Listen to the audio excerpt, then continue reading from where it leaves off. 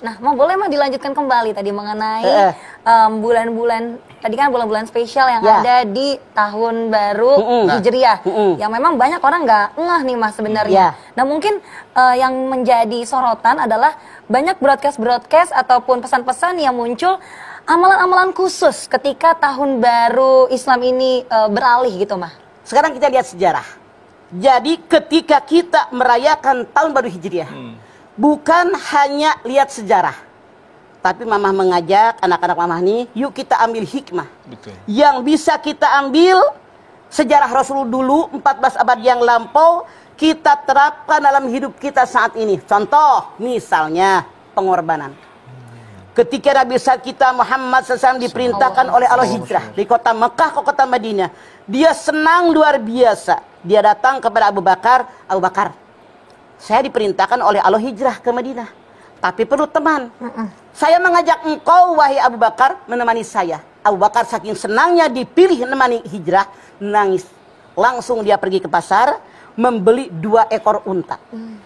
Ya Rasulullah, ini 1 unta untukmu, 1 untukku. Rasul nanya, berapa harga unta untukku? Abu Bakar bilang, ini hadiah, kita akan bersahabat. Rasul memaksa bayar harga unta tadi. Pelajaran apa yang kita ambil? Hikmahnya apa? Bahwa hidup di alam dunia adalah perjuangan perlu pengorbanan. Tanpa pengorbanan nggak akan berhasil. Apalagi makna sahabat. Sahabat itu saling. Kalau ada yang mengaku sahabat, tiap makan nungguin dibayarin. Naik angkot nungguin dibayarin.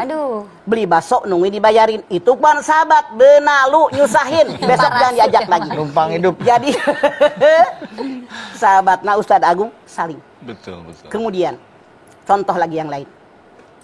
Kita lihat dalam sejarah. Ketika Rasulullah SAW akan keluar rumah atas perintah Allah, dia bilang sama Ali, saya diperintahkan oleh Allah sekarang untuk keluar rumah. Kamu lihat ngintip tuh dari bilik Rasulullah, katanya bolong keluarnya. Coba lihat nih keluar. Musyrikin Quraisy yang muda-muda dengan pedang terhunus akan membunuh Rasulullah. Masya Allah. Ali, mau gantiin saya? Kenapa? Kan engkau di rumahku, tidur di kamarku, mengenakan selimutku. Buat apa? Mengelabui mereka. Agar kalau mereka ngintip, oh Muhammad masih ada di dalam kamarnya. Nah, artinya mengecoh musuh diperbolehkan. Kata Ali, aku siap ya Rasulullah. Kalau kita, Ustadz Agung, Bedu, dan kalian semua, siapa sih yang mau menggantikan orang yang mau dibunuh? Pasti nggak mau. Betul. Ali mengatakan, saya siap ya Rasulullah.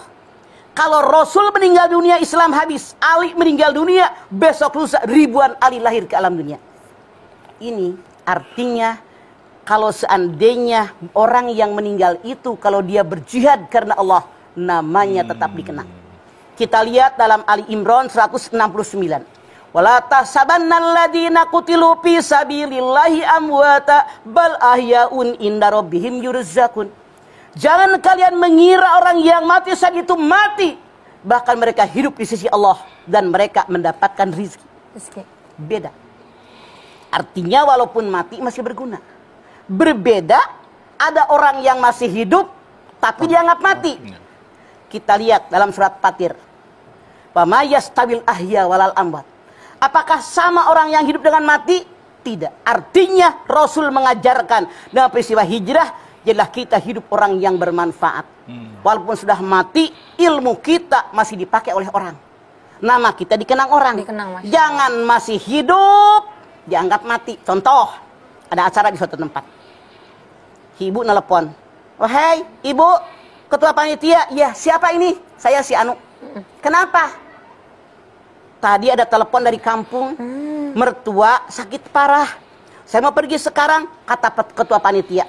Ibu jangan pergi sekarang, siapa yang ganti ibu? Bingung tuh panitia. Nanti habis acara kami antarkan.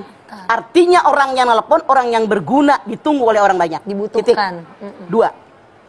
Assalamualaikum. Waalaikumsalam. Siapa ini? Saya si Anu.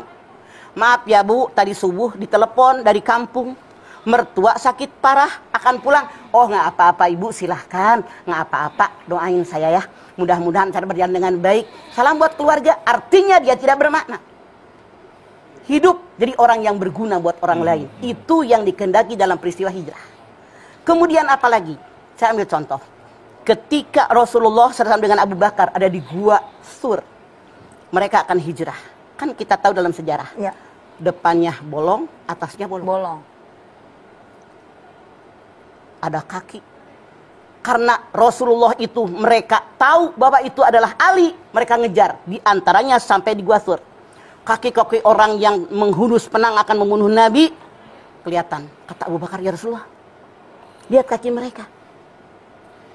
Kalau mereka nengok aja, pasti kita akan mati terbunuh. Mati. La tahzan, innallaha ma'ana. Jangan takut, Allah bersama dengan kita. Artinya apa? Kalau perintah Allah datang, kerjakan dengan niat libtigo imardotillah, Allah pasti akan menjaga kita. Jadi jangan takut dengan siapapun selama kita mengerjakan perintah Allah. Masya Allah. Makanya kita itu harus terus yang Allah perintahkan kerjakan. Orang ngomong apa yang ada urusan. Jadi ketawakalan itu yang dibutuhkan oleh Allah. Kemudian, Mama ambil contoh. Ketika Rasulullah hijrah dari kota Mekah ke kota Madinah, Allah memerintahkan, Ya. siapkanlah kuda-kudamu dan tentaramu yang kuat untuk berperang. Dalam Al-Anfal ayat 60. Ternyata 6 bulan kemudian, ketika akan terjadi perang Badar, Masya Allah, umat Islam jumlahnya sedikit. Musyrikin Quraisy 1000 lebih, mereka cuma 300 orang. Artinya 1 orang berbanding 3,5. 3,5. Persiapan makanan kurang.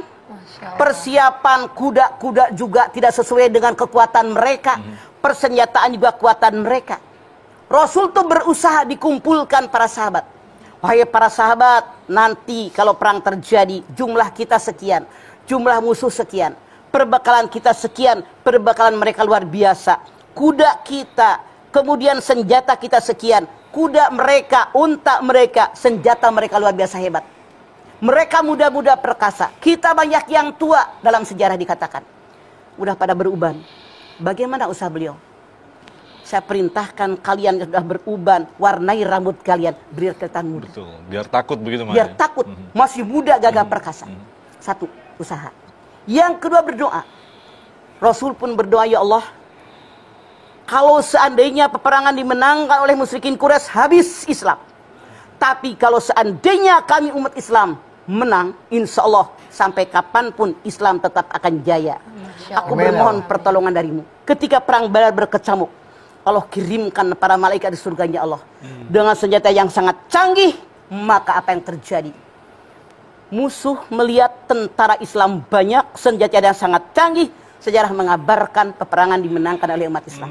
Artinya ketika kita masuk tahun baru Hijriah, kobarkan semangat kita, usaha kita, doa kita perbanyak kepada Allah. Itu hikmah yang kita ambil.